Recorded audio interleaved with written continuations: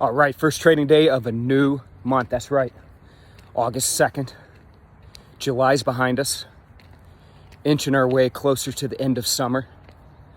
Markets today, seeing some green. Markets trading higher, dollar trading lower, oil trading lower. Now, with this new month, I think it's a good point in time to take a look back on where we've come this year.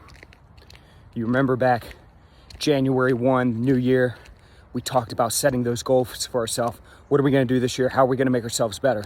What are we going to do to become a better trader? We're going to focus on our discipline, focus on our trading strategies, focus on our timing, whatever that may be for you.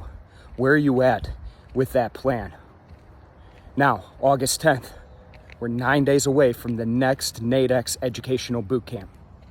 If you haven't taken one this year, this is your opportunity. They're free, they're virtual, full day of education, all to help you make yourself a better trader.